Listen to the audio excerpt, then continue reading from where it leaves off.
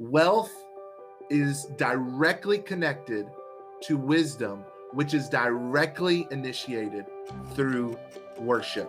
I'll say that again. Wealth is directly connected to wisdom, which is initiated through worship.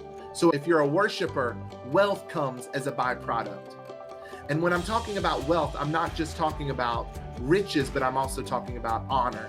I'm talking about exactly what God gave Solomon was this supernatural understanding to transcend the times.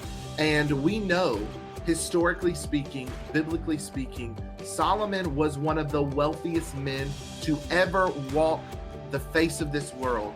He was wealthy beyond measure. And not only was he wealthy, but everything he touched turned to gold. The Queen of Sheba came into his kingdom and was astounded, listen to this, by the way that the servants were dressed. If the queen from another land was astounded by the dressing of the servants, the ones who were at the lowest on the totem pole, can you imagine the extravagance of wealth that was in this kingdom? And in fact, he poured that wealth into the building of the temple. The building of the temple required the best of gold, the best of wood, the best of livestock, the best of all of these materials. That tells me where there's worship, there's wealth. Where there's worship, there's wisdom. And that wisdom, applying those principles, operating in obedience, gives you direct access to wealth. And I'm not just talking about money. And I hope you hear me, because most people think that the world is controlled by money. But we're becoming even more aware now in this digital economy that the world is not run by dollar bills. There's zeros and ones in the skies. The world is run by ideas. My mentor told me this. This was a principle that has stuck with me always, that we should not pursue money, but pursue pleasing the Lord. The greatest form of worship is not the songs that you sing, but it's your service to the Lord.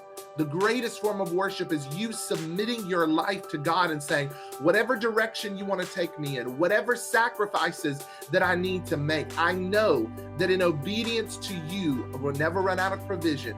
For every assignment, there is provision. For every problem that is in place in front of you, directly connected to that problem is prosperity. And the only way you can tap into this flow is by learning how to worship God. By disconnecting yourself from the cares of this world, all of the negative news, by getting in the secret place with the Most High God. There you will connect to the nature of God. That will reveal his wisdom, that will release the wealth. Anytime worship is mentioned in the Bible, it's surrounded by mentions of wealth and extravagance. You see it from the beginning all the way to the end. You see it before even the earth is created. Let's go to the book of Ezekiel. Let's talk about Lucifer. Before he fell because of pride, he was a worshiper. And in fact, his entire being was made out of timbrels and different pipes and musical instruments. And not only that, alongside of the musical instruments were gemstones and rubies and all of these extravagant symbols of wealth. Now, I'm using that as a very important phrase, symbols of wealth, right? Because the wealth comes with a revelation. And I love the fact that whenever he fell, the radiance of those gems were unable to shine any longer, because now he lives in an eternal state of darkness, right? If you ever bought a diamond ring, you know that when you go into the jewelry store, it's blinging under the light, and they shine and put the lights in such a way so that you can see the refraction of the cuts and the diamonds and the gemstones. The only way that he was able to radiate and the light